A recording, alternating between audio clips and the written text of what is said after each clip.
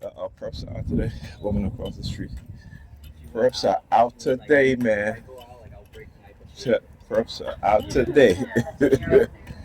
All right, perps are out today. Anyhow, welcome back to a brand new video of the Targeted Individual Program, Targeted Experience. I was sleeping, and the New York Predator Department had me on the remote node monitor. And as soon as I woke out of my sleep into consciousness, they start using the sirens. So I said, okay, I guess they want me to get up to come outside. Right? So at that point, I got up, went to brush my teeth, came back into my bedroom, getting dressed. I was online for a little bit, a few minutes, and just walked out of the house. As soon as I was exiting out of the building, there was a woman across the street who was just standing there on the sidewalk. As soon as she sees me, then she starts to, do what they do, right? The perps do. But anyhow,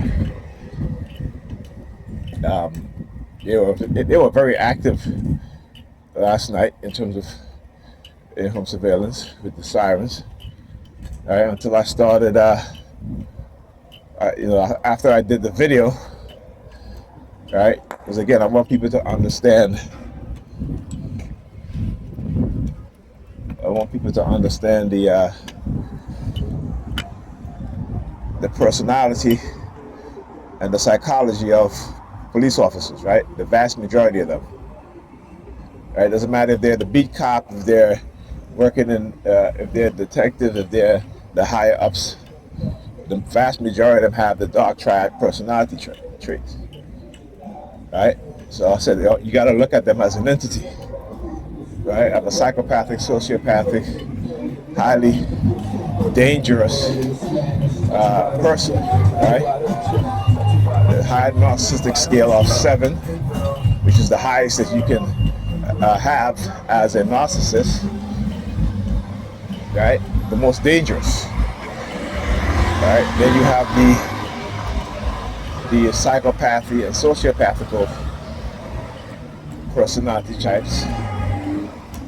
And then you have the so-called serial mindset, right? Serial killers and serial manipulators and so forth, right? So if you look at each precinct as a person, and all the officers working in those precincts is their different personalities. So you could have, maybe 100 officers working as 100 personality within that broader mind frame of the precinct, right? So I showed you guys a video that a few years ago of a cop lying and the department head's lying, manipulating the outcome of what this killer cop did. All right, and like I said, this man, thank goodness he had a family that cared about him, and they got a lawyer to bring the truth up, because we know when police department investigate themselves and the officers, they will clear themselves of any wrongdoing. We know that. So I don't know why we continue to take these police word in terms of they investigated themselves and and find no wrongdoing. They will always do that, right? That's the lack of accountability, and that's no accountability. Them wanting no accountability and lack of accountability. So understand what it is that they do, right? But they sure as hell to hold you accountable though, even for the shit that she didn't do, right? So like I said, I live in the reality. I don't live in fantasy la la land. All right, I don't walk around here thinking that cops are here to protect us.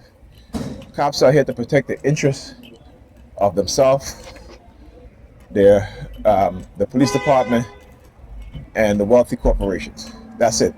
And those who are wealthy. Understand that, right?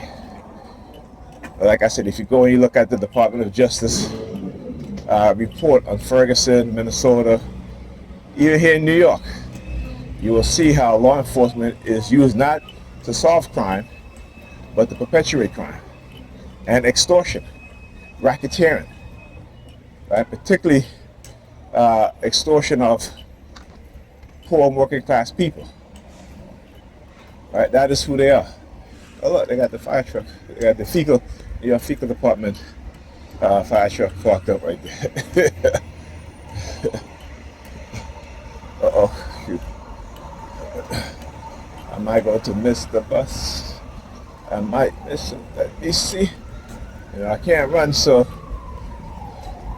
hopefully, let's see if he will wait for me. Or is he going to keep going? Alright, she's running. There go the ambulance. Come on, I'm holding the door for you. Come on. Hold up the bus. Thank you.